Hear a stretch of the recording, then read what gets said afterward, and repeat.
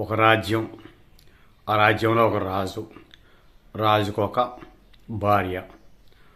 భార్యతో పాటు కొన్ని రాజ్యాలు ఆయన యుద్ధం చేసి దండెత్తి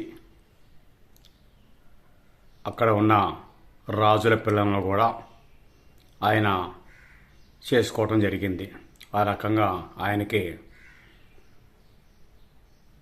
12 మంది.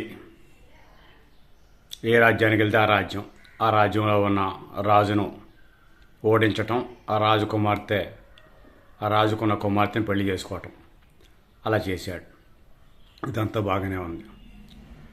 ఒకసారి ఒక యజ్ఞానికి పాలు కావాల్సి వచ్చి ఊర్లో ఉన్న వాళ్ళందరినీ తలా ఒక గిద్దె పాలు తీసుకొచ్చి అక్కడ ఉన్న పెద్ద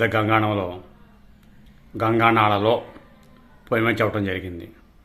ఎవరికి వాళ్ళు అందరూ తెచ్చేది పోలే కదా, నేను తెచ్చే ఒక గిద్దెడు నీడు ఏమైద్ది అని అనుకొని అందులో కలిసిపోతారే, క్వాలిటీ ఏం తగ్గదు కదా అనుకున్నాడు.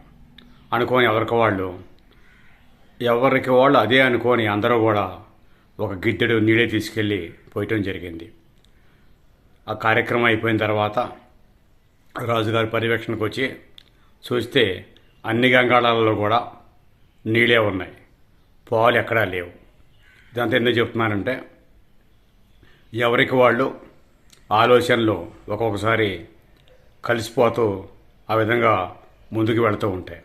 ఇదే విధంగా ఇసన్నపేట మండలంలో ఎమ్మెల్సీ ఎలక్షన్కి సంబంధించి ఏ ఒక్క అభ్యర్థి కూడా ఇంతవరకు గ్రాడ్యుయేట్ ఓటర్లను కలిసింది లేదు.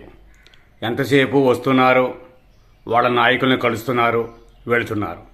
ఈ రకంగా వెళితే ఎవరికి వాళ్ళు రాజుగారు కనుక గిద్దెడు పాలు తెమ్మంటే గిద్దెడు నీళ్ళు పోసినట్లుగా ఎవరికి వాళ్ళు నన్ను అడగలేదు కాబట్టి నేనేమి ఓటు వేయవలసిన పని లేదు అని ఇగోగిపోయి ఎవరికి వాళ్ళు ఓటు వేయకోకుండా వదిలేసినా, లేక ఏరే వ్యక్తికి వేసినా, లేకపోతే అసలు గాలికి వదిలేసినా ఏమవుతుంది అనేది ఆలోచించుకోవాల్సిన అవసరం ఉంది. ఎందుకనంటే ప్రతి ఒక్క ఓటర్ని పోటీ అభ్యర్థి కలవవలసి ఉంది. అందులో గెలిచే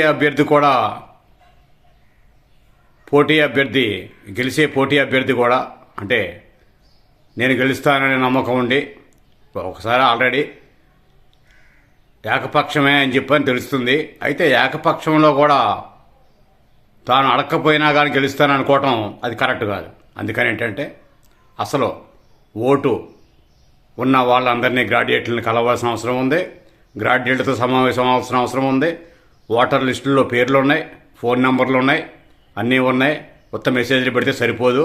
ఆ సంగతి పోటీ అభ్యర్థులు తెలుసుకోవాల్సిన అవసరం ఉంది. చూస్తూనే ఉండండి 3 ఛానల్.